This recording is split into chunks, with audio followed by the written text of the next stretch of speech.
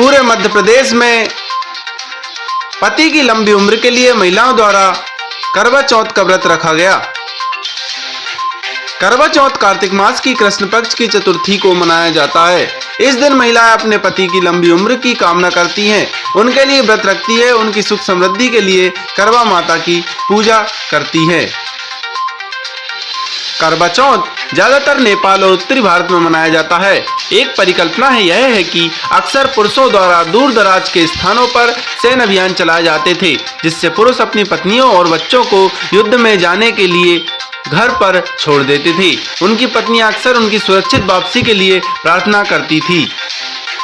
भारतीय महिलाओं के लिए करवा चौथ का व्रत सबसे महत्वपूर्ण होता है, क्योंकि यह व्रत अखंड सौभाग्य की प्राप्ति और पति की लंबी उम्र की कामना करते हुए किया जाता है।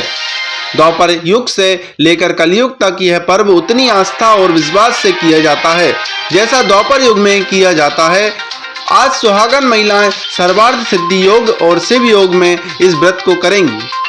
लेकिन क्या आपने कभी सोचा है कि करवा चौथ के दिन जिसकी पूजा करते हैं, आखिर वह करवा माता कौन है और किस तरह से उनके नाम पर करवा चौथ शुरुआत हुई?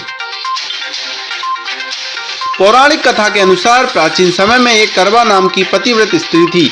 उसका पति काफी उम्र दराज था। एक दिन वह नदी में स्नान करने गया तो नहाते समय एक मगरमच्छ ने उसका पैर पकड़ा और निगलने के लिए खींचने लगा।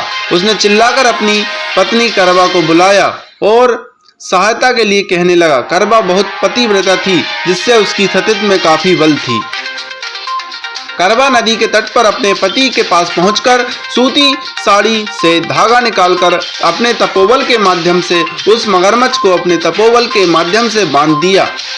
सूत के धागे से बंधकर करवा मगरमच्छ को लेकर यमराज के पास पहुंची। यमराज ने करवा से पूछा कि हे देवी, आप यहाँ क्या कर रही हैं, आप क्या चाहती हैं? करवा ने यमराज से कहा कि इस मगर ने मेरे पति के पैर को पकड़ लिया था, इसलिए आप अपनी शक्ति से इसके मृत्यु दंड दें और उसको नरक में ले जाएं। यमराज ने करवा से कहा कि अभी इस मगर की आयु शेष है, इसीलिए वह समय से पहले मगर को मृत्यु नहीं दे सकते। इस पर करवा ने कहा कि अगर आप मगर को मारकर मेरे पति को चिरायु का वरदान नहीं देंगे तो मैं अपने तपोबल के माध्यम से आपको ही नष्ट कर दूंगी।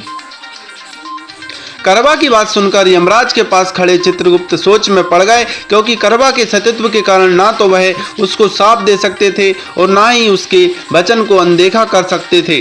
तब उन्होंने मगर को यमलोक भेज दिया और उसके पति को चिरायु का आशीर्वाद दे दिया। साथ ही चित्रगुप्त ने करवा को आशीर्वाद दिया कि तुम्हारा जीवन सुख समृद्धि से भरपूर होगा। चित्रगुप्त ने कहा कि जिस तरह तुमने अपने तपोबल से अपने पति के प्राणों की रक्षा की है, उससे मैं बहुत प्रसन्न हूँ। मैं वरदान देता हूँ कि आज की तिथि के दिन जो भी महिला विश्वास के साथ तुम्हारा व्रत और पूजन करेगी, उसके सौभाग्य की रक्षा मैं करूँगा। उस दिन कार्तिक मास की चतुर्थी होने के कारण करवा और चौथ मिलने से इसका नाम करवा चौथ पड़ा। इस तरह मां करवा पहली महिला है जिन्होंने सुहाग की रक्षा के लिए न केवल व्रत किया बल्कि करवा चौथ की शुरुआत भी की।